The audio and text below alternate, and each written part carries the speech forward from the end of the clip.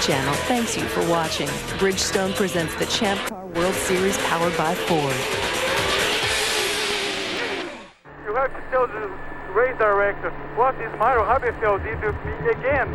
It's unbelievable. He put me on the wall. In the Champ Car season opener in St. Petersburg, Florida, the veterans got no respect from the rookie class of 2003. But then again, why should they? This is big league racing at its most ruthless. And this weekend in Monterrey, Mexico, veteran and rookie alike will walk a fine line. Step over it and you're part of the scenery. Green. We're underway for 2003. Wow, taking him to the fence. Oh, man, that was wrong on Haberfield's car. Tag has a problem, guys. He does indeed. He's got a whole tire wall mounted on the nose of his Lola. The entire grandstand comes to its feet behind the pit lane. Hold it, stop. This is a curious call to keep Bourdais out. I'm not quite sure what the thinking was on that. Now here comes Bourdais into the This pit. needs to be good because they're behind the eight ball. Big sandwich by the players' teammates.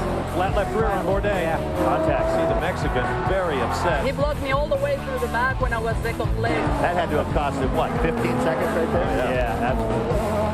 Haberfield going back to his old ways on the job. That was close. Let's see how Paul got around Thiago Monteiro to take over the lead in this race. Oh, Carpentier, who was in second. The help of stupid Mario Dominguez that hit me on the back. I'm not very happy with the way some drivers are behaving. PT, he won. The crowd will come to its feet. Tracy, winner of the inaugural Grand Prix of St. Petersburg. That's where I wanted to start the season, and I can't be any happier.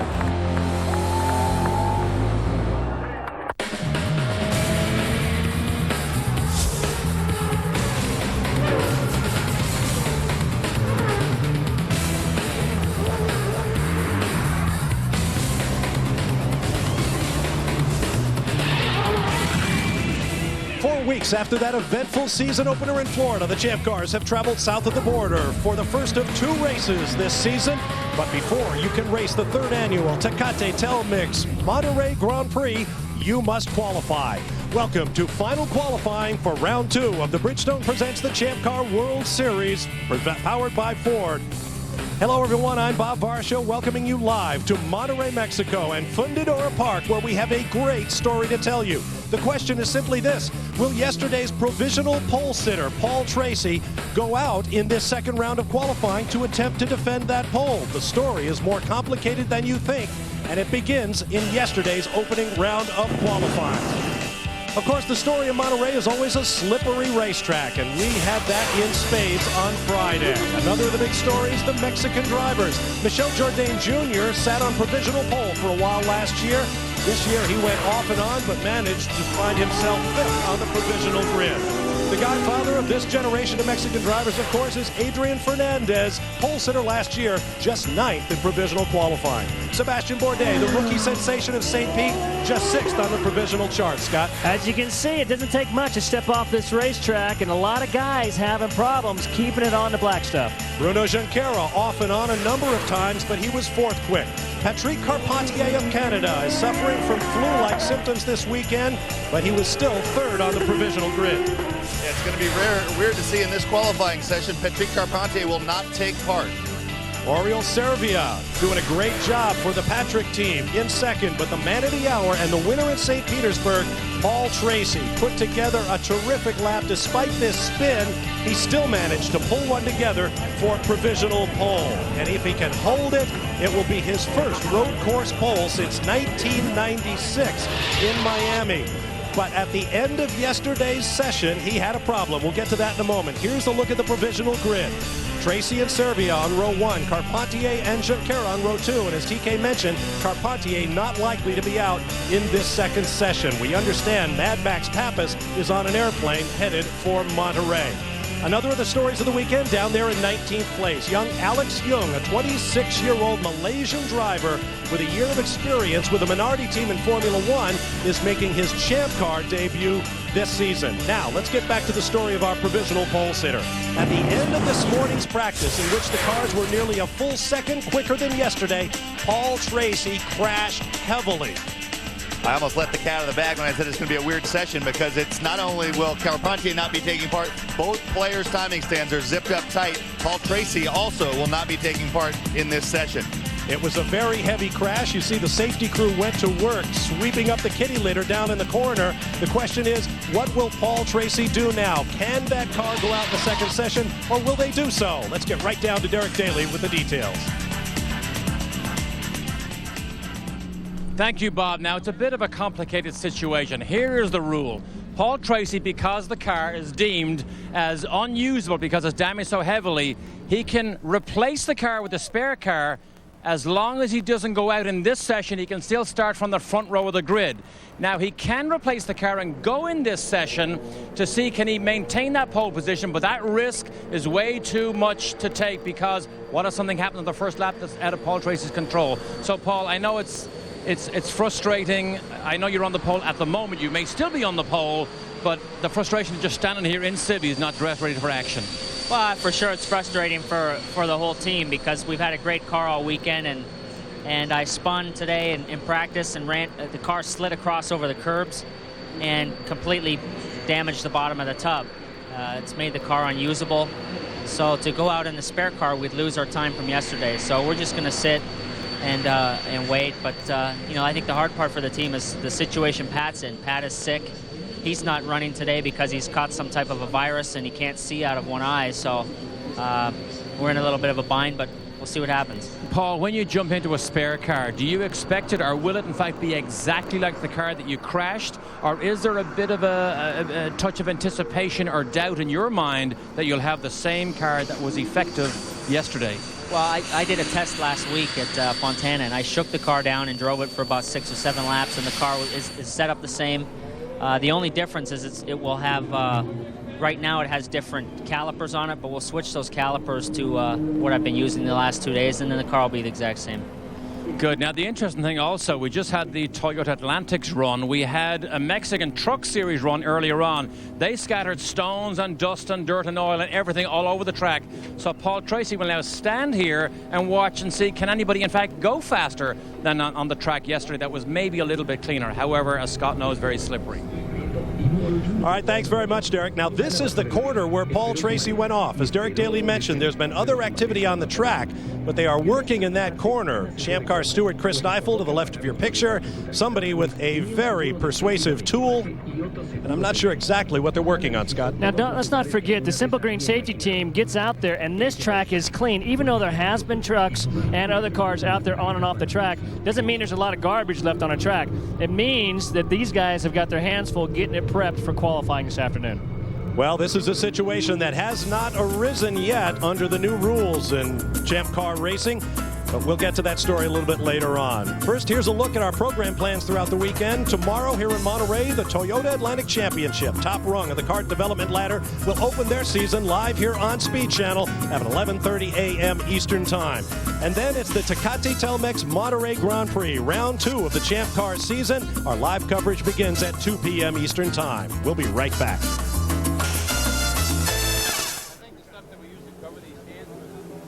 Own a timeshare, sell it for. Speed Channel coverage of the Tecate Telmex Monterrey Grand Prix is being brought to you by Bridgestone Tires, advanced technology that gives you a grip on the future. And by Ford. If you haven't looked at Ford lately, look again. Welcome back live on a very warm and breezy day in Monterrey, Mexico. There is Bruno Junqueira getting set to climb in.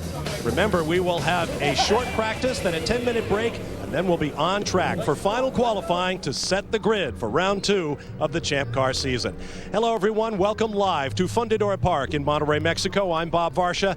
Now, while we're looking ahead to a great afternoon and a great weekend of Champ Car racing here in Mexico, we're all aware of the fact that there are far more significant events going on in the Middle East.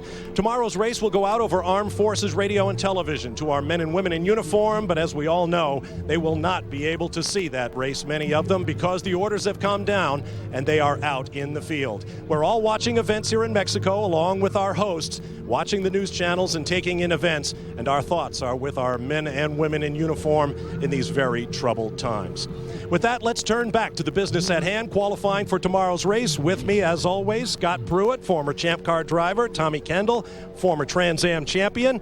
Scott, when it comes to slippery racetracks, this place is an all-day sucker. It is very difficult. Monterrey, Mexico is one of those tracks. As a team and as a driver, you have to be very deliberate. You got to be proactive, not reactive. Think of a wet track drying. Every time you go out, the track is getting better, getting a little bit more grip. If you react to what happened, you're going to be 2 or 3 steps behind. That's where the experience of a good team is going to come in hand, especially with some of these rookie drivers. Now, Tommy, we've got a great sort of internecine battle going on down at Newman Haas. Sebastian Bourdais, the revelation, pole sitter at St. Petersburg, second quick in this morning's practice. Is he going to go out and make it 2 in a row? And what does that do to Bruno Junqueira? Well, that's one thing I've been going to watch, been watching all year, and I'm continuing to develop. Bourdais, it was all Bourdais up until race time in St. Petersburg. After that, Bruno responded well. Didn't have a good weekend, salvaged a podium finish. But Bourdais has been really, really quick. And in racing, the only guy you have to beat is your teammate. There's always excuses why you got beat by somebody else, but your career is in jeopardy if you don't beat your teammate. So last year, Cristiano was pretty much uncontested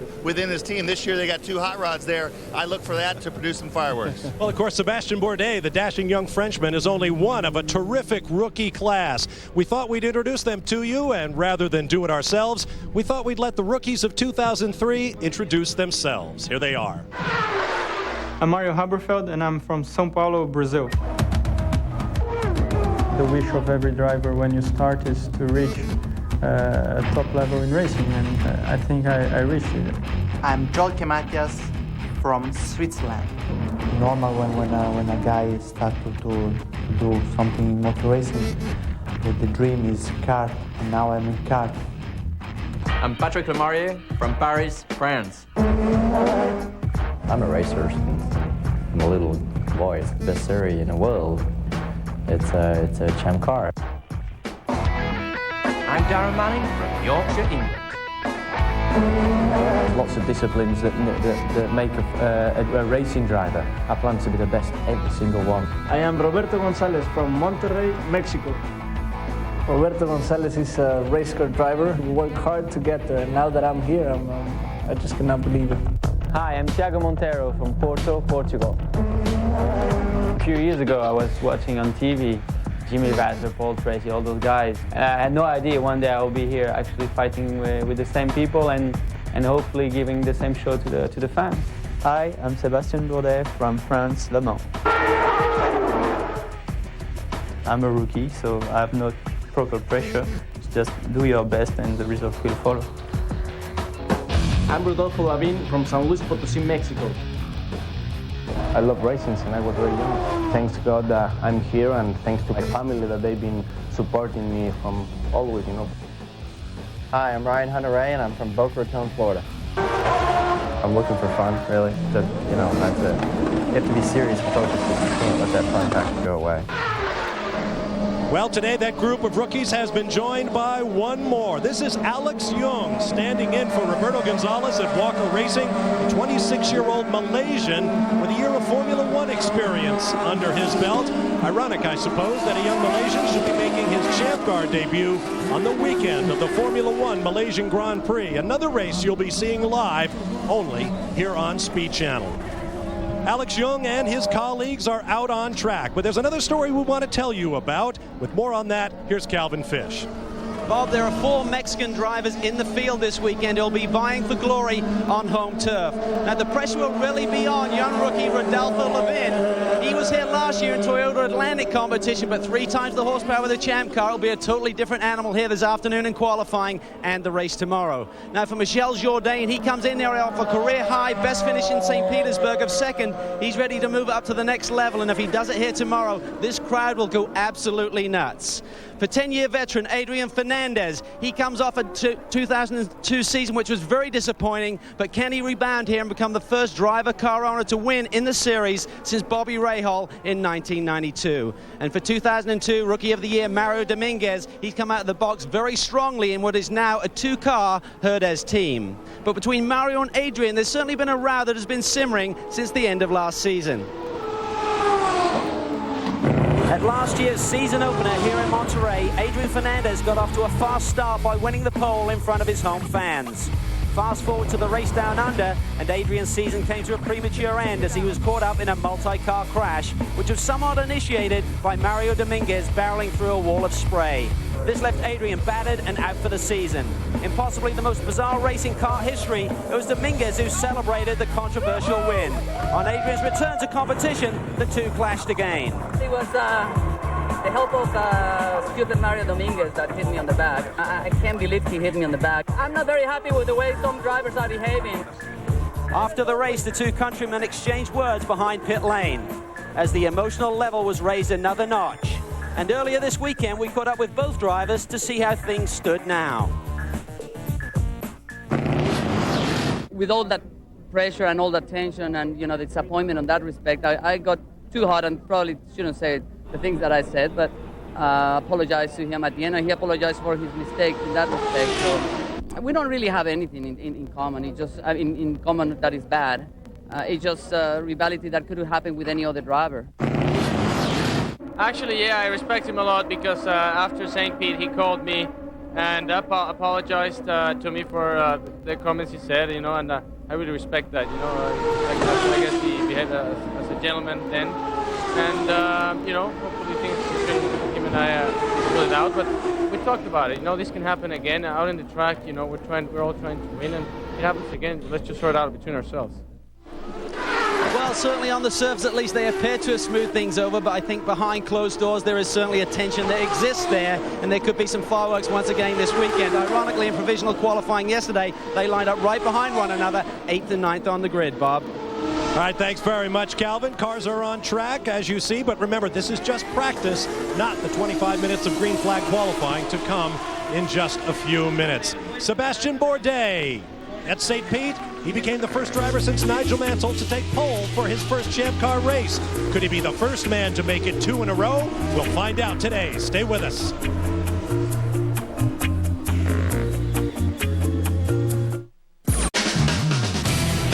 Welcome back live to Fundidora Park in the heart of Monterrey, Mexico. City founded back in 1596. Today, the site of its 3rd annual Champ Car race as Bridgestone presents the Champ Car World Series powered by Ford. I'm Bob Marshall, along with Scott Pruitt and Tommy Kendall. Calvin Fish and Derek Daly are in the pit lane. We have a little over 4 minutes of this brief 10-minute practice session to go before we'll bring the cars in, the teams will work on them, and we will go out for final qualifying. You're on board with Oriol Servia in the Vistion car from Patrick Racing. Moments ago, he had a quick spin as the drivers try to come to grips, literally, with this racetrack. Oriol, quickest this morning, is having a great run with the Vistion car. Now, the interesting part of this is that he didn't get any testing last year, got put in mid-season. Now he's got some miles under his belt. Here he goes around. Now he's getting a few miles under his belt, and I see him as one of the serious contenders for this season. Unfortunately, he didn't get to show what he had down in St. Petersburg because of problems, but certainly he's one of the guys to watch here this weekend. Servia makes his way around, second quick in provisional qualifying, quickest of all in this morning's practice, as Scott mentioned. Let's take a look at this racetrack, guys. And a lot of the offs have been in turn 1. Turn 1, you actually turn in while you're still braking, carry a lot of speed. A lot of guys are running out of room on the exit of 1, bailing right across the grass, as we saw in the highlights. But 1, 2 is a long, tight corner. 3, 4 is where Paul Tracy had his off this morning, down into the hairpin in turn 5. Turn 5 also very challenging. You get in a little too deep, the car will jump right out from underneath you. A lot of the guys complaining, off 5, off 8, off 9, and off 12. Not much traction. They have to be very, very careful when they light up, come off with those Bridgestone tires. This is Bruno in 5. He's off the pace, maybe trying to create a gap for himself. There's a look at the history of the 2 previous runnings of this race. Last year, Cristiano D'Amato won the race for the 2nd straight year. D'Amato, the only man who has won this event. Kenny Brack back in 2001, set what stands as the qualifying lap record. Adrian Fernandez was pole sitter last year, but that was after 1 day of dry qualifying. On the second day, it rained. Right now, the fastest man of the session is Sebastian Bourdais, Bruno Junqueira's teammate, at 1 minute 16.658 seconds. That's just a tenth off of Oriol Servia's fastest time of the weekend in this morning's practice. And we saw right as we went to break, they were running in formation. Bruno was in front and Sebastian was right behind him. And talking about the inter-team psych, that's something I always used to like to do. If you can run behind a guy in qualifying and gather him up, it takes his focus away from it what he's doing. And when he's monitoring his mirror, seeing you getting a little bit closer, that gets you out your game, and that's exactly what happened. Bourdais quickest, a tenth quicker than Junqueira. Bruno has since extracted himself from that situation, pulled over, and there's Bourdais backwards. Talk about how slippery this track is. I talked to Adrian and Oriol. They said you almost have to approach this like a wet track. You can't get too deep and you can't get too aggressive. You just got to have that flow and that rhythm. That's frustrating compared to St. Pete. That's why the track got such rave reviews. Even though it's a street course, the guys could really attack. Here, just like you said, Portland's another track that strikes me like this. At the one end, at the first 5 or 6 corners of Portland, you have to almost loosen your grip on the steering wheel, and it's all finesse. You cannot attack the racetrack, or you spin or you go off-road. Bourdais and Junqueira, 1-2. Derek Daly. Bob, Kenny Seabig manages Bourdais' end of the Newman Haas team. I just asked him between the driving styles of Junqueira and Bourdais, how different are they? He said Bourdais is very much like Cristiano De Mata. He can drive the car loose and likes a bit of overshare. Obviously, there's too much overshare, as we just saw. But of course, Kenny Seabig was also interested that his charge from last year, De Mata, did so well in qualifying for the Malaysian Grand Prix, being 11th. Just thousands of a second slower than his very highly regarded teammate Olivier Panis in Malaysia. Talking about driving styles, we had dinner with both Newman Haas drivers the other night, and I talked to Bruno a long time about driving styles. Wow, you see him carrying the speed. That's what I talked about, where they carried into turn 1. But Bruno, I asked him, I said, where is Bruno better? Where are you better? Or where is Sebastian better? Where are you better? And he says, I am better in the high speed. Sebastian is better in the Mickey Mouse stuff. So a little bit of jabbing going on back and forth. But in all seriousness, he said we're pretty similar. Similar enough that we actually can look at each other and learn from each other. We don't have drastically different driving styles. But what Bruno does is he carries a lot of speed in, and he really needs the car to hold in the center of the corner for him to get speed out of the car. Checkered flag on this practice session. Now let's talk a little bit about one of the darlings of what should be another massive crowd this weekend in Mexico. Michel Jourdain Jr., second-generation driver from Mexico City. A year ago, he sat on provisional pole for a while on the Friday, and the crowd, as Calvin mentioned earlier, went crazy. What a moment for the young driver, now in his 8th season in the Champ Cars, despite being just 26 years of age. In the end, he finished with a top 10 finish, the first of a string of 17 straight on the season, record for Team Rahal. Calvin Fish. Well, Michel Jourdain is debriefing here briefly with Todd Boland. Michel, you've called it a day early in this session. How's the car handling for you? We had a little bit too much oversteer, and we're working on that. They said we had the set of tires is for their race, so I got a feel for the car, how it is, so it's no point trying to make too many laps on those tires.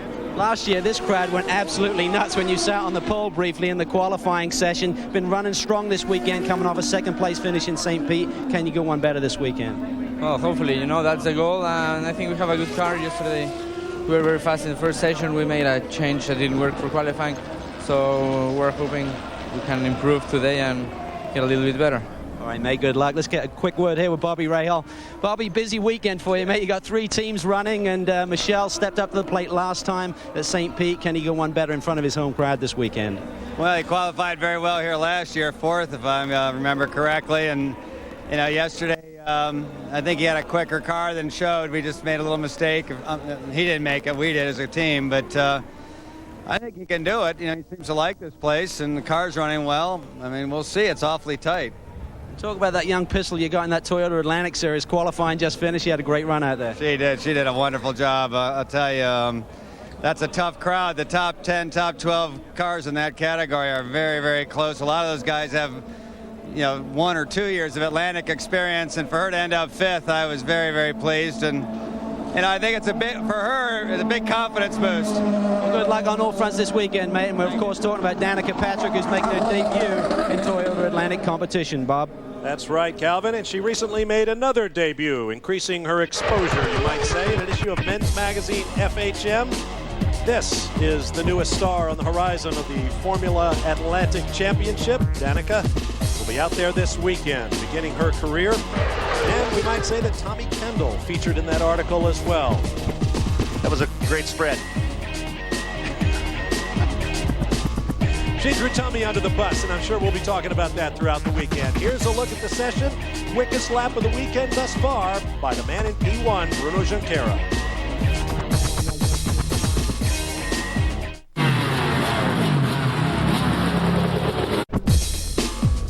Welcome back to Monterrey, Mexico. You're looking live at the pit lane. We are in a brief opportunity for the teams to work on the cars before we get set for the final round of qualifying. Round 2 of the Champ Car season here in Mexico.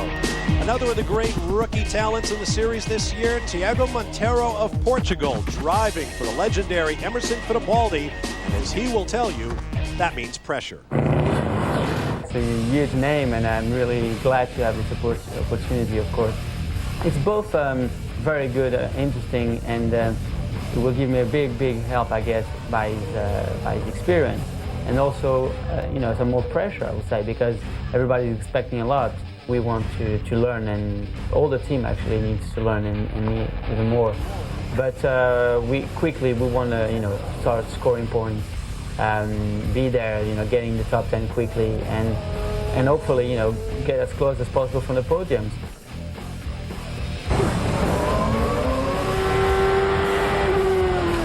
The season opener in St. Petersburg, Tiago Monteiro led for 4 laps in his debut, despite virtually no testing in the car. This was Paul Tracy passing under the rookie who made a slight mistake in turn 1. Tracy, of course, went on to win the race. But Monteiro is another of those rookies who's had a big impact after just 1 race of the season.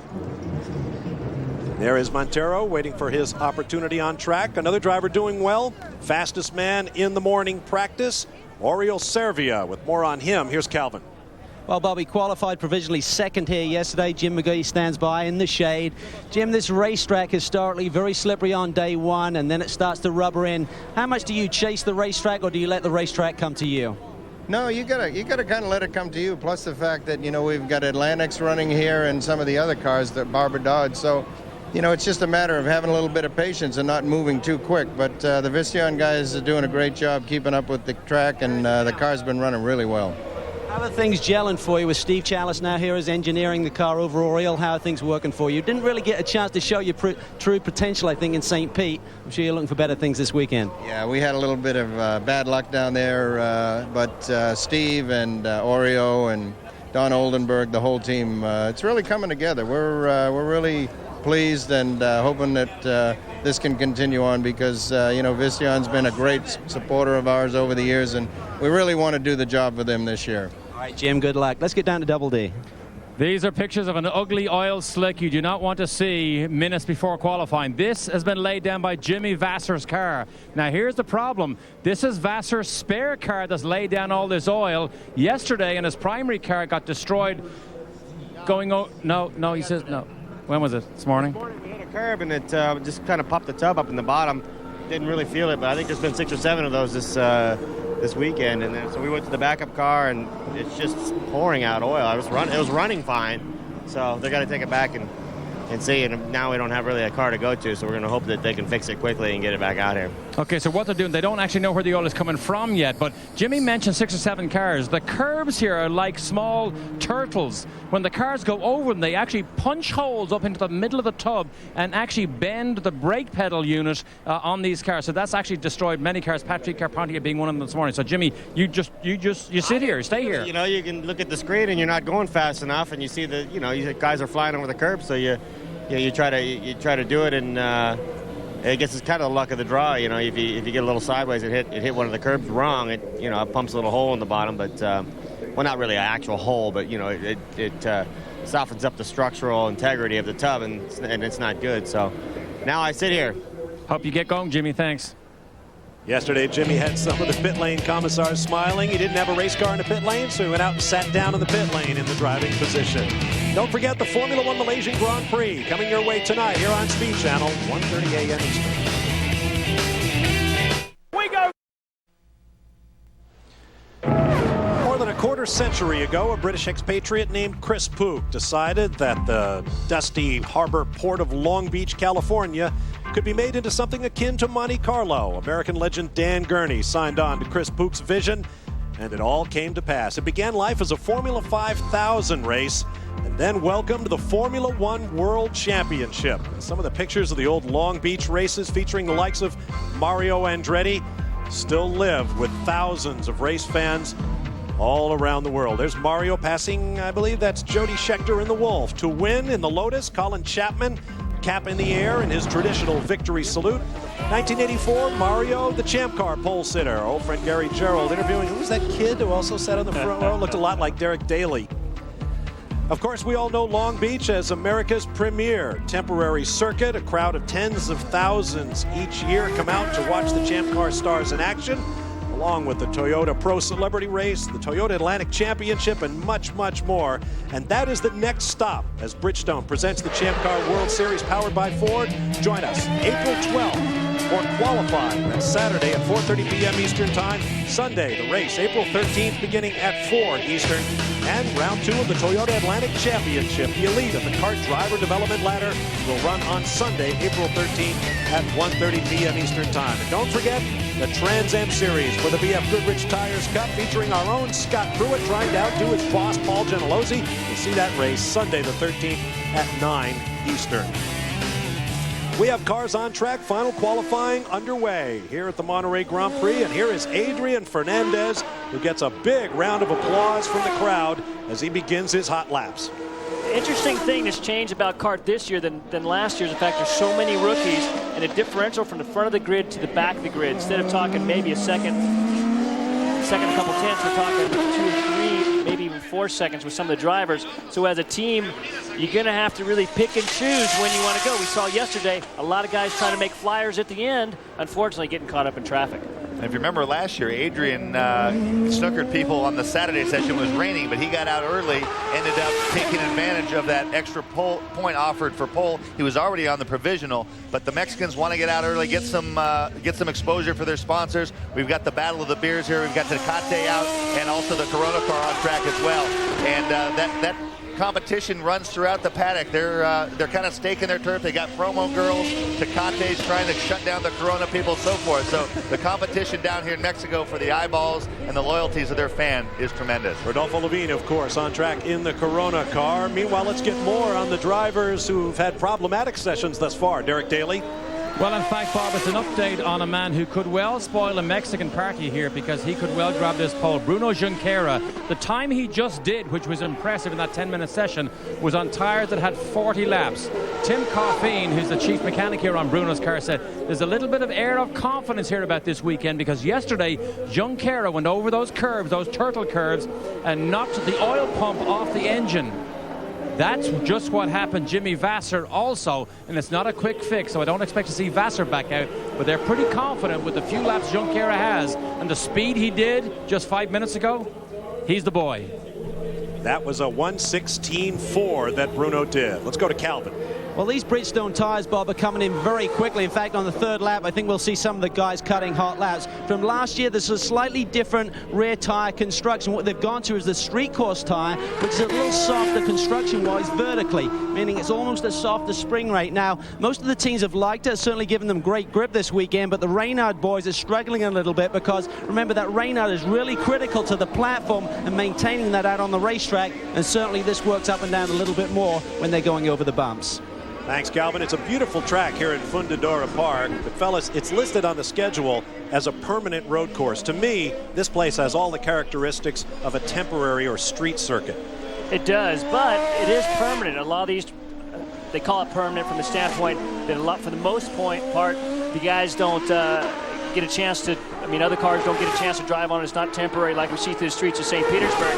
So with that, Bridgestone has looked at that in years gone by. Now, all the drivers have continually complained, we need more grip, we need more grip, we need more grip. So in an effort to do that, but also be conservative, that's why they decided to go with a softer construction. Grip-wise, it's very much like a street course, but in terms of layout, curbs, runoff area, that is much more like a traditional permanent track that we're used to. Now, the throwaway line that Jimmy Vasser said, you know, well, 6 or 7 guys have written off tubs. Well, and then now we hear that Junqueira had an oil pump torn off. Carpentier had a water pump fractured this morning. The curbs are going to be becoming a major issue. That's probably what Jimmy Vasser is explaining to company CEO Chris Pook right there.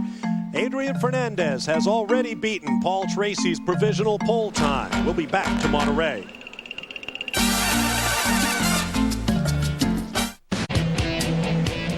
Welcome back live to Monterrey, Mexico. Coming up tonight here on Speed Channel, 9 p.m. Eastern Time, the season opener for the ASA Series. Greg Kramer will be calling the action. Join him from Lakewood, Florida, live at 9 p.m. Eastern tonight, only on Speed Channel. Great stock car racing action. The Champ Cars at work here in Fundidora Park. There's one of the Dale Coyne entries. That's Joel Camatias. With an interesting sponsorship on that car from his hometown. The city of Lugano in Switzerland is the sponsor of this Dale Coyne racing entry. Maybe Chris Pook should have a street race in the village of Lugano. You ever been to Lugano? No. That would be a great place to go. I don't know about racing. It's a wonderful town in Switzerland. There's Thiago Montero. Slight change to the paint scheme on this car. The red parts are much more red. Now the colors match Emerson Fittipaldi's helmet. You have the day-glow orange and that sharp, crisp blue, which were Emerson's trademarks on that, you know, distinct spider helmet that he ran throughout his entire career. Emerson, really, if you think about it, you can credit him with creating the really wild, beautiful paint jobs that are so commonplace now. He was the first guy. Back then, it was pretty common. You might have Ray Hall had a blue patch and a red patch on top, but they weren't elaborate like they are today. Emerson really kicked that off. Reynard chassis. Walker Racing, which owns the intellectual rights to the Reynard chassis, recently announced they have teamed up with Van Diemen Racing Services, Ralph Furman's company over in Britain, to develop this chassis and keep the Reynard name in the Champ Car Series. That's good news. I talked with Derek about that directly yesterday, and he's excited about that relationship. He feels, it's very difficult with only having a few teams running Reynard to have the dollars available to really develop that car. With that relationship with Van Diemen, they feel this is a chance for us to get back to where we need to be and compete head-to-head with Lola. Adrian Fernandez pulls into the pits. He is our provisional pole sitter at 1 minute 16.419, which means he would start on the front row with Paul Tracy, whom we will not see in this session, Calvin Fish. Well, Bob, in fact, there's no action down here in the players' team pit boxes because Patrick Carpentier has a viral infection. He is not going to make the qualifying session this afternoon. Max Pabst is coming in, as we stated earlier, as a possible stand-in for tomorrow's race. But just to recap, Paul Tracy has decided not to run the backup car. He wants to keep that front row position locked in. And, of course, he'll be starting on the outside pole as the speeds increase here today. We just see a skeleton crew down here just observing times, looking at segment times to see how the rest of the competition is doing. Let's go down to Double D with Tag. Yes, the players driver from last year now doing such a good job with the new Johnson Controls car for Paul Gentilozzi. Tag, things have gone well really this weekend so far. You feel confident for the next qualifying run you're about to put your helmet on and go do? Yeah, we had a good car this morning. Everything felt well. Hopefully with the track condition right now, we did the right adjustment and everything will go good. We're really aiming for a top 4, top 5 in qualifying.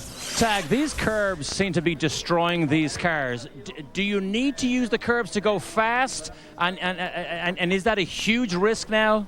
Well, it's I mean, if you use them and makes you go faster, you need to, but you need to save the car as well. Thanks, Tag. There's an interesting perspective now because we've seen the guys crash over the top of the curves. If you get away with it, it appears you will be faster. But boy, you are dancing with the devil, it appears. Currently 12th on the provisional grid, Alex Tagliani about to go out for timed laps. We'll take a break and be back with more. Here's a look at the top 5 as they stand here in Mexico.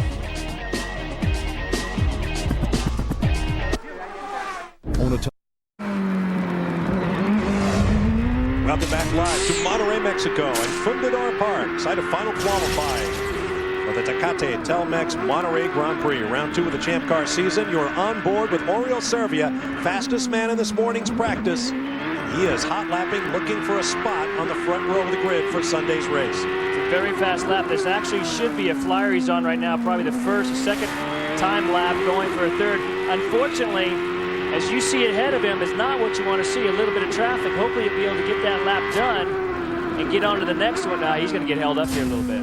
He already caught that slower car back in turn 7. Whoever it was did their best to get out of his way, but you hesitate not knowing if the person is going to pull over for you. And it can cost you a tenth and a half. Final corner. This one would reprofile slightly. Look to the driver's right. That wall used to be right out to that white line, but it's been moved back about 1.5 meters. And as usual, the drivers are using all of it. This should be a fast lap right here.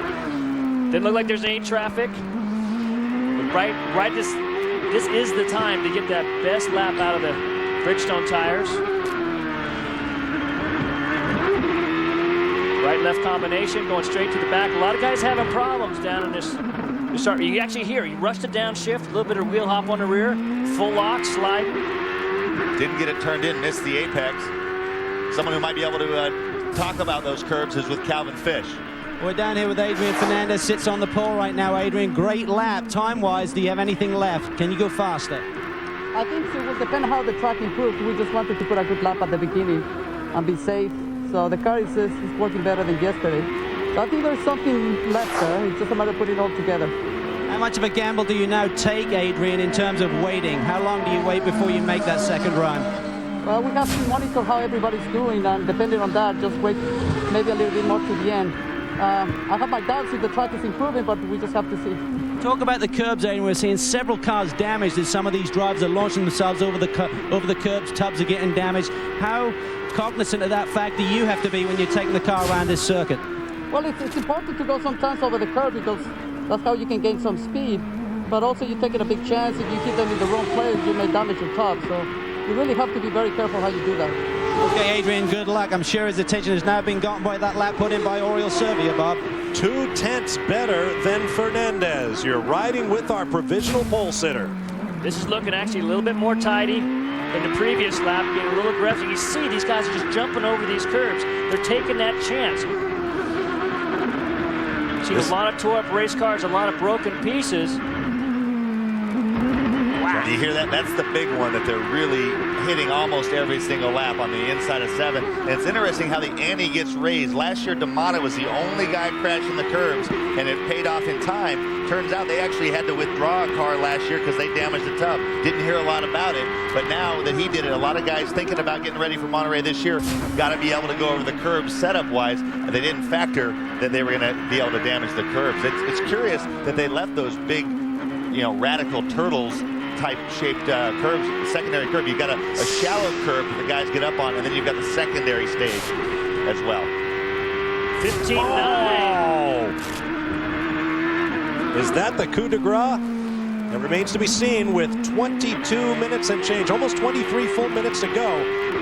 The young Spaniard from Catalunya is absolutely flying. 1:15.908. Almost a half a second quicker than from this morning. So there's Servia's on a roll right now, been running very strong. Now can this man answer the flashing young Frenchman Sébastien Bourdais using all the curves? And his first flying lap bumps him up to 3rd, a 10th off, but look at the traffic. Junkie here. Jumping the trunk. Oh, a little bit of lockup.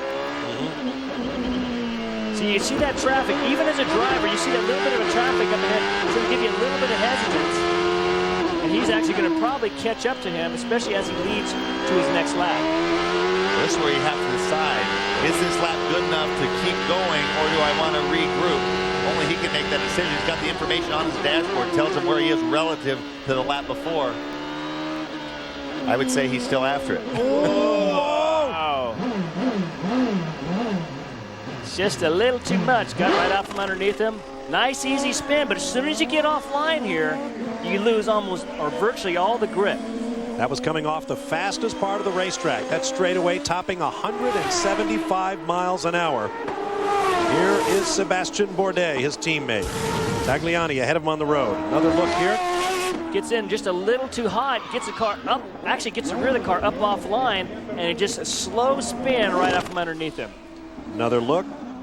Very little in the way of rubber strips left on the ground on this very, very low abrasion track. Bruno Junqueira back underway. We'll take a quick break and be back to see how he, his teammate, and everyone else does. Oriol Servia currently P1 with a 15.9. We'll be back. A mess. Welcome back live to Monterrey. There's Alex Tagliani and Paul Gentilosi's Johnson Controls car coming back after a little agricultural racing, and the leaderboard is absolutely pulsing. Oriol Servia, just as we went to break, turned in a lap at 1 minute 15.768. That's within 0.5 of a second of the all-time lap record set by Kenny Brack. Michel Jourdain is now third behind Paul Tracy. And now Sébastien Bourdais clocks in at 1:15.5, bumping Servia off the front row because Paul Tracy, by virtue of his quick time in yesterday's opening session, has a guaranteed front row spot, despite being 2 seconds slower than what Bourdais has done today. We were just on board with, we're just on Bourdais a few minutes ago talking about he looked nice and tidy. He was able to rip one off, put him up at the top of the pack. Cooling down now. Michel Jourdain is fourth, Bruno Junqueira fifth. Adrian Fernandez, who was on provisional pole just a few minutes ago, is now sixth. Derek Daly. Bob, carrying the colours of the Royal Automobile Club in England, of course, is Englishman Darren Manning. Darren, you're here. That means you broke. What happened? Yeah, the gearbox, third gear broke, unfortunately. We had a problem in the morning, in the warm-up beforehand, in this morning, where we broke third gear. And the same things happen again. I don't know whether it's me doing something, maybe shifting when I'm wheel spinning, or it's a problem with the gearbox. I'm not too sure at the moment. The car's gone back, and we'll have to work it out because we want to be finishing the race. But a bit unfortunate, really, because the team did a great job. We were about 5th or 6th fastest this morning, or just before qualifying. So a bit of a shame. It would have been nice to be up there in the top 5 or 6. And remember, that would have been in a Reynard, boys. That seems to be going very, very well this season. But Darren Manning now has to wait for tomorrow. Tough break for the young Yorkshireman as we watch Sébastien Bourdais. Now, Newman Haas has a pretty good handle. Tommy was talking about that earlier. D'Amato was very, very aggressive over the bumps, and I know they work a lot with shocks, some of the blow-off shocks, where they hit something very aggressively and then pop the car up in the air. It actually can run over the bumps a bit. There you see Oriol Servia talking with his crew. Calvin Fish is there. Well, this Visteon crew are pumped up, Bob, as Steve Challis in the cockpit with Oriol right now. We believe there'll be no changes. We just spoke to the team. They said he's very happy with the balance. Just a Lieutenant Bridgestone they're going to send him. Will they wait? How long will these teams gamble? We saw it last year. They'd go right down to the wire. But as Scott mentioned, there's a different ball game out there with some slower cars in the field. Remember, each driver gets a maximum of 15 timed laps. Thumbs up from the young Spaniard, which means he's ready to go and take a shot at the Frenchman Bourdais. We'll be back to Fundadora Park in a moment.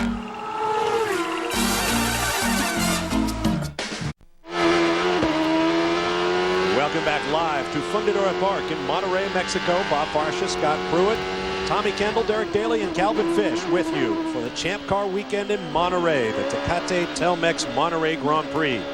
We're on board with Bruno Junqueira. Here's a look at our road course qualifying rules in the Champ Car Series. The 10-minute open practice followed by a 10-minute break. 40 minutes of qualifying, 25 minutes of it to be guaranteed green flag. That has already been satisfied. So with just over 14 minutes to go, should the session be stopped at any time, it will be over. Now the key number may be that maximum of 15 timed laps per driver. Guys, it looks like this is going to be one of those last man standing kind of things. The last guy to get a lap in, probably going to be our pole sitter. But the guaranteed time as we are on board with Bruno Junqueira is critical, because if we get a red now, the session's scrapped. And we saw Bruno, how it seemed like last year he felt like the world was conspiring against him on a number of occasions. He's trying to get back and pip his teammate. He's on his flyers, but if a red comes out now, there's no guarantee he'll get any more time. And we've seen a lot of guys off track today, jumping over these curves, spinning.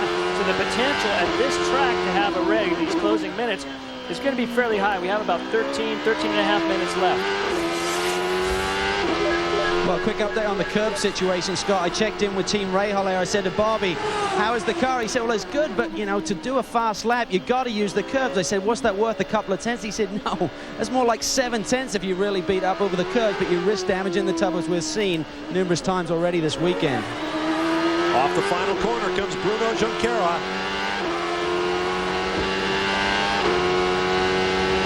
1:16.062. He has a better 1:16.018, and he remains 5th on the provisional grid. If he's going to do it, this is going to be the lap. Isn't going to happen this lap. He locked up the fronts, slowed him down just a little bit. He's going to be off the pace. Oh, such a tiny mistake. Locking the rear. You hear that hopping? That's actually rushing the downshift, locking up the rears, and getting that rear wheel hop. When you put it in the lower gear, you have your brake bias set. You add a bunch more effectively, a bunch more rear brake, locks the rear, stops the engine for a second. No traction control this year, which I think is just terrific. You're putting it back into the driver's seat. These guys have got to make it happen. You get a little too much wheel spin, you got to let off a little bit. I think it's one of the best things the kart has done in a while. Put it back in the driver's seat. Make these guys work for it. The reason they went away from that is they weren't sure they could police it. Now that we have everybody having the common Ford engine and Ford being in control of the electronics, obviously they knew they could police that. Touching the rear limit a little bit. Even though he's made some mistakes, he's kept after it because he knows the tires only have so many laps in them. Let's see. That was 16.3. 16.396. That was one of those times where, as a driver, you just should go, you know what, calm down, back off, because now he can't make this one happen. He's catching up in the traffic, or just bring it in, because that next lap wasn't going to make it happen. Locking the right front, off the track. Wow, tag. Oh, big lockup. Alex Tagliani currently 15th on the grid. All of the drivers have turned in laps in this session except the ones we did not expect to see out there. Paul Tracy, who crashed in this morning's practice session. Patrick Carpentier, who's suffering from the flu. And Jimmy Vasser, who also damaged his race car in practice. There's Patrick Lemarié with PK Racing.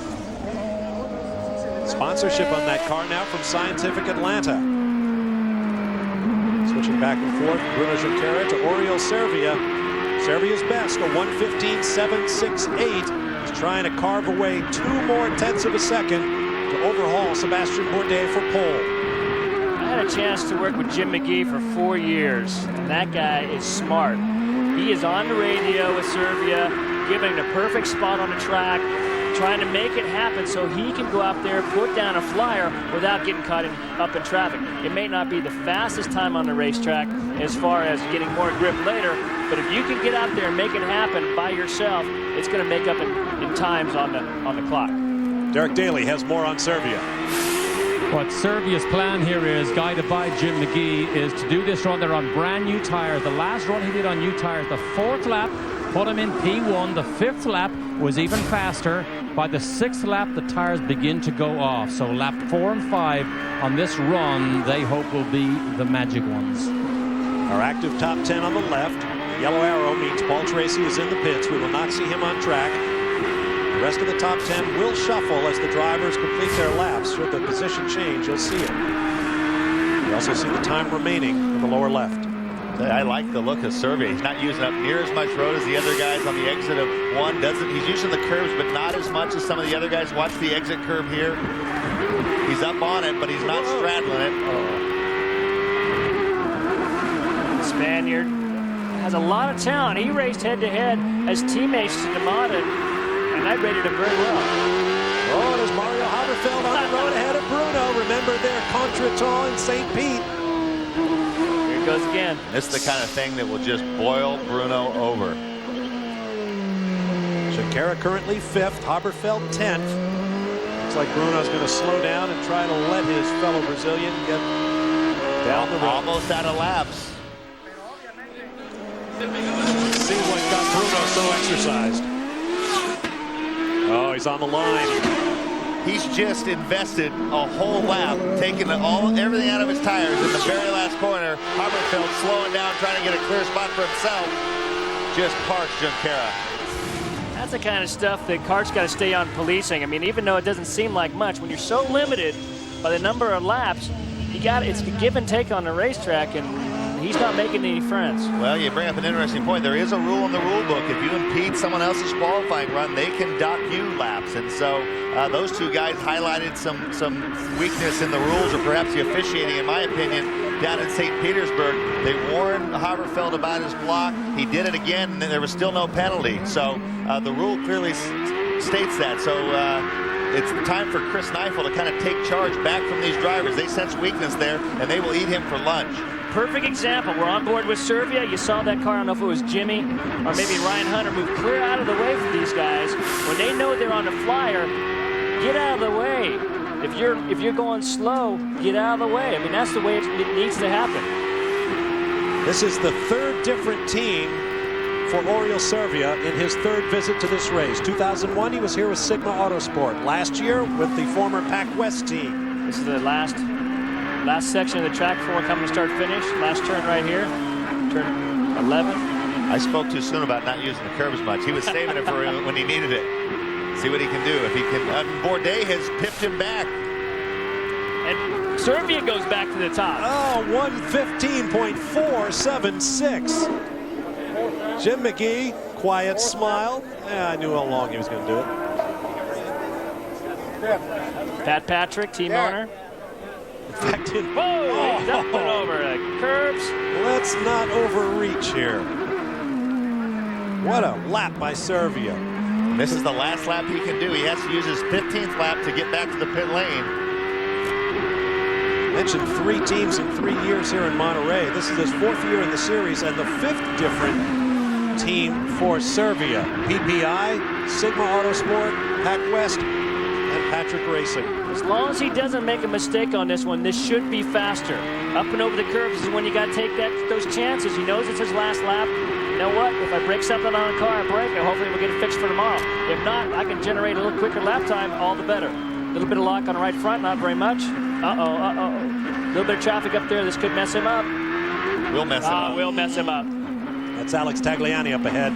Same situation. Tagliani trying to create space for himself and just boned Servia.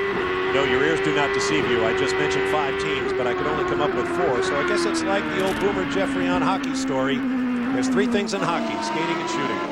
Derek Daly. There is a sense of frustration down here. Jim McGee is on the radio to Oriol Servia. He doesn't want to talk right now, but they know it's over. They know that was his 5th lap. The traffic did cause him to back off just a little bit. Now they just hope and hang on. Jim, can you talk to me? You just hope from here that nobody can beat him, obviously. Well, he's done a great job, and you know, I'll tell you the big thing, these Bridgestone tires have done a hell of a job today. We're really pleased with them, and the whole team's done a great job, so we'll take what we can get. Thanks, Jim. Calvin? Well, Double D, it's ironic that Oriol Servia was held up by Alex Tagliani because following yesterday's qualifying session, Tag was not exactly happy with fellow countryman Paul Tracy. He said, he always does it to me. Some drivers are good, some are bad, but PT will always block me when he gets the chance. So I guess Tag needs to look in the mirror a little bit as well. They're very focused, they're looking for space, and just comes down to a game of just getting your own space out there and not trying to mess. All right, now let's assess the situation here. Ooh, there's Mario Dominguez in the Erdez car. This is his backup car. He withdrew his primary after yesterday's first round of qualifying, as did Thiago Montero, but the order was reversed. Yesterday he was in the backup. That was withdrawn, and today he's qualifying his race car. But those drivers with their 15 laps in the books are now Servia, Junqueira, Haberfeld, Lamarier, Moreno, Jung, Levine, and Camatias. This man, Sebastian Bourdais, who we were just seeing a moment ago, still has laps to give, and I would guess he is the biggest threat to Servia. He's certainly the biggest threat. The other interesting thing is, in 4th, a Mexican Jourdain. In 6th, Dominguez. He's doing a great job. And in 7th, Fernandez. So here we have a bunch of Mexicans right up at the front. Pictures coming to us from our host broadcaster, TV Azteca.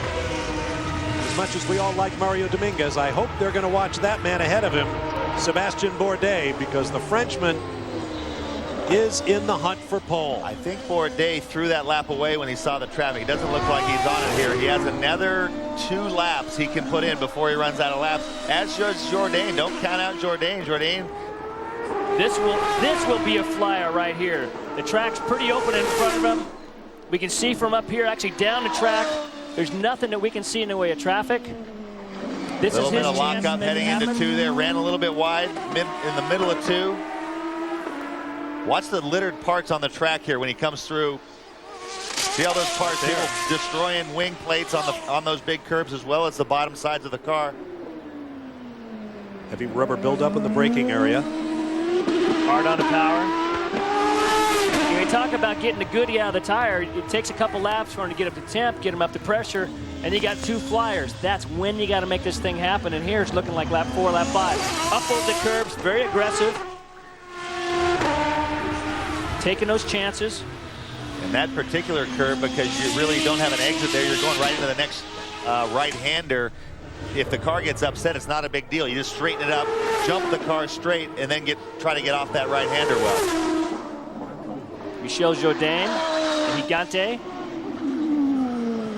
This will have to be Jourdain's last time lap. We'll keep you posted on Bourdais. The host broadcaster obviously wants to follow Jourdain's attempt. They can hardly go. He's currently 4th at 1:15, and Bourdais does it. Pole for Bourdais at 1:15.397. And now we get to see if Jourdain has something for both of them. Jourdain driving with a lot of fire this year, coming off second place finish. St. Petersburg, up over the curbs. And the little wiggle in the right-hander, he didn't get it quite as straight for the left. It put him a little too far to the right, so he didn't get quite as good an exit off the 3rd corner in that sequence. You see, without having his traction control, this car actually wants to jump out from underneath him. These engines, even though they're running less RPM, they have more torque. These are just harder to drive. You got to be a little bit more careful with the foot. Jourdain, there was a big jump in confidence last year when he hooked up with Ray Hall and was teamed with Vassar. Another jump this year, and he really, even though he's been in the series a long time, showing lots of spunk. Adrian Fernandez has just put in his best lap, a 1:15.938, good for 5th on the grid. Jourdain a 10th slower on his lap. And it looks like Jourdain is finished. There is Bourdais. No driver in the distinguished history of the Champ Car Series has ever taken pole for his first 2 series races. Right now, that's the territory Sébastien Bourdais is exploring. 1:14.938 for Bourdais. He just gets faster and faster. That's a new all-time lap record. This is his last. He'll actually be coming in for the 15-lap count. What a tremendous job. And Tommy, you said you're going to keep a close eye on the Bourdais junkie situation. Well, I mean, even if it was only 1 race, the first 3 sessions, he was just so, and all through testing, he was really on it. And the experienced observers were watching Bruno, and early in the weekend, it looked like he was really, really rattled, and people were half expecting him to unravel. There is Paul Newman. Calvin Fish. Well, just as he said that fastest lap, Carl Haas leaned over the monitors and he said, please make sure he comes in. Remember, if he exceeds that 15-lap maximum amount of run in this session, he would lose the fast lap. But this team is just ecstatic. They love this guy. He's really fitting very quickly with this team. And within half a dozen laps of them running him in a test at Sebring, they knew he was the man for the job this season. Watching Ryan Hunter-Reay. One more note on Paul Newman. Of course, this is Oscar weekend. Paul Newman is nominated for his role in the movie Road to Perdition, but such is the racer in the racer/actor that he wants to be here with his team on this big weekend. Ryan Hunter-Reay. We haven't talked about him much with Stefan Johansson's American Spirit Racing team. 9th, a terrific job by the young American rookie. Everybody heads back to the pit lane. History has been made here in Monterrey, but our story is just beginning. We'll be back in a moment to Mexico. We go green! Welcome back to the Monterrey Grand Prix, and for the 2nd race in a row, it's the rookie Sébastien Bourdais who claims the pole position. Here is David Clare, Chief Operating Officer for Champ Car Racing. What a great last lap. Thank you. Pole position, 2nd one. Sebastian, it's what a great. performance. Those last couple of laps you strung together. You really wrung every last ounce out of the car, it seems. But to do a quick one, you need to run the curbs here. Yeah, there was a lot of yellow and some pieces on the track, and I was very frustrated once again after the first run because I didn't get a good lap together. And at the end, it just went like this. It was no traffic anymore on the track, and that's exactly what we needed. We finally did it. The car is really good, and I'm really optimistic for tomorrow. Sebastian, you started the last race from the pole position. You're the first rookie ever to lead their first laps in competition in Champ Car racing. What did you learn in the last race at St. Pete?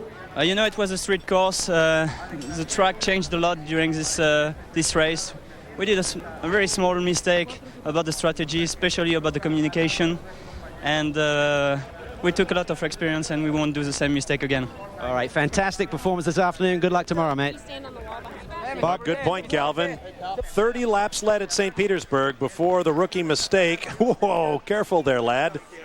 I think his two closest calls came when he almost fell over there, and I think, if I'm not mistaken, I want to replay, I think Carl Haas tagged him with a cigar. Good thing he was wearing glasses. When he turned his head. It's all fun and games till someone loses an eye. Good thing he's got them glasses on. As your mother used to tell you, you'll put someone's eye out with that thing. Congratulations to the phenomenon, Sébastien Bourdais. And where else would a Frenchman want to be born than in Le Mans, France? Let's go to Derek Daly. And there is some joy and disappointment here in the Patrick Pit, the Vistion car. Oriol Servia, it looks so good, but that last lap, it appeared that you got a little bit blocked. Is that the case? Well, yeah, my last lap I was quicker, and I got blocked actually by Mr. Tagliani, who ended up passing me in the last minute. And we decided to go a little early because we thought they were going to be Reds, and we didn't want to take a chance. And we end up 4 minutes before the end, and those last minutes maybe, always the track is a little bit better. But I think we got here with a car that was quite good, but we improved it a lot. For sure today it's a lot better than yesterday. And the old team is working fantastic. The old Vistion Patrick Racing team has been top 3 every practice so far. We've been in St. Pete, in spring training. So it's just, I think, a good performance. And now we go to Sunday where the points are given. So I think tomorrow we have a good day. That's right. He's got that smile. This will equal his best ever qualifying. Will also equal his best ever start. And, of course, his best qualifying with Patrick Racing. That's right, Derek. I think what he was trying to say was tomorrow is money day. We'll take a quick break. We'll give you a look at the top 10 and look for the man in P3, Alex Tagliani, with what may have been the only lap he was able to put together. He hoisted himself all the way to 3rd. We'll be back to hear from him. Stay with us. Tonight, fuel your... Welcome back to the Monterrey Grand Prix, and driving the Johnson Controls car, it's Alex Tagliani. Tag, you pull one out of the bag there, mate. No, I'm very happy. It's our first good result for the Johnson Control team. I really love being with these guys, and they work really hard. I mean, we were not ready for the first race, and in between races, they decided to work harder, no testing, and we came here and we do good like this. It's a good boost for everyone. Having said that, though, you did show some speed at St. Pete. The weekend just didn't quite click for you. Yeah, no, we were second on the morning of the last qualifying, and that was a very good lap. And it didn't work out in qualifying because all the reds and everything. So, no, we had good speed, and we showed it again here. So it's exciting for everyone. Well, a rookie team, but certainly some great chemistry already. Let's go down to Double D with a couple of the Mexican boys. Lots of Mexican pride here. Michel Jourdain, I know an emotional weekend for you.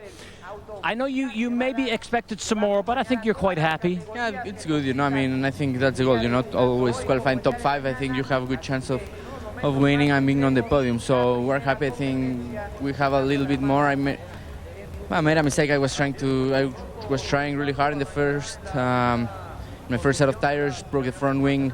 Had a puncture, the left rear puncture, hit the curve there really hard. So I don't know if we bent the suspension or something a little bit, because in the second set, the car wasn't as good as the first set. So, I mean, we're gonna check everything, make some change for tomorrow, and I feel really confident. Last year we finished 4th here in St. Peter 2nd, and I think it's a good racetrack for us. It's very hard race, It's so slippery and it's so easy to make a mistake.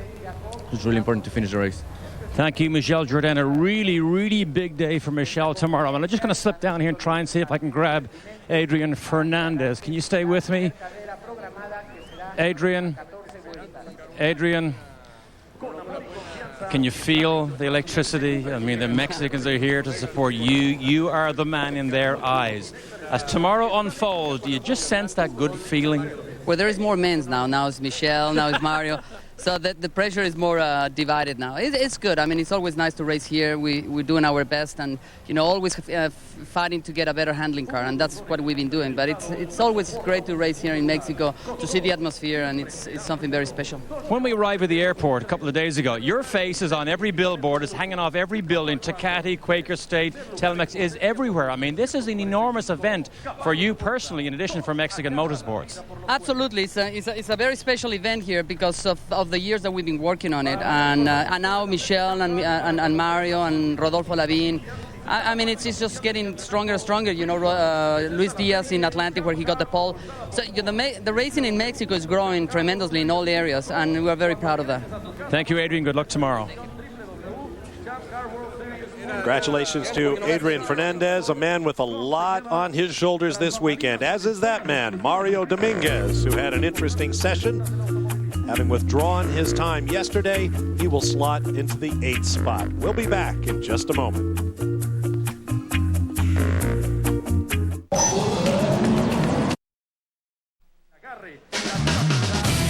Speed Channel coverage of the Tecate Telmex Monterrey Grand Prix is brought to you by Bridgestone Tires, advanced technology that gives you a grip on the future.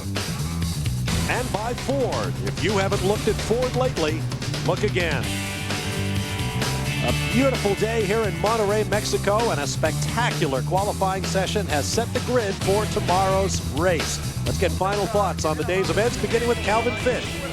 Bob, you are absolutely right. That was one sensational qualifying performance, and what a job by the young Frenchman, Sébastien Bourdais. I believe the team will handle him slightly different with strategy and really try and be a little conservative and keep him in position to win this race here tomorrow. Your thoughts, Double D? Well, as you can imagine, there's lots of color here in Monterrey, Mexico. But what interests me is this is a bit like the old South American, Latin American type emotional feeling. Most people will follow the Mexicans tomorrow, but when you throw Paul Tracy in, the Canadian, and the little Frenchman, Sébastien Bourdais, one of our rookies, I think you have a fascinating mix of unknowns for tomorrow. No question about it, Derek. For the second straight race, Sébastien Bourdais, the rookie, and Paul Tracy, the veteran, will start side by side on the front row. Final thoughts, Scott Pruitt? Well, we haven't mentioned it a lot, but Paul Tracy's going to have his hands full as they roll off their backup car tomorrow. If it comes out of the box and runs good, it's going to be a great weekend for him. If not, they're going to have a bit of a struggle in the players' team, and they're moving into the race. TK? Two things that jump to mind. Bourdais burying that knife a little bit deeper in Bruno Junqueira. Bruno not having a good session. I'm sure his rev limiter is pegged. The other thing is I want to know how many guys damaged their tubs today to do those times. I think that's going to be a big story tomorrow. We'll hit the garage area and let you know when we see you tomorrow. The Toyota Atlantic season opener begins at 11:30 p.m. Eastern Time from right here in Fundadora Park. And then the Champ Cars will take to the track, and we'll be with you live beginning at 2 p.m. Eastern Time with our pre-race show. For Tommy Kendall, Scott Pruitt, Derek Daly, and Calvin Fish, I'm Bob Barsha. So long for now. We'll see you tomorrow from Fundadora Park in Monterrey, Mexico.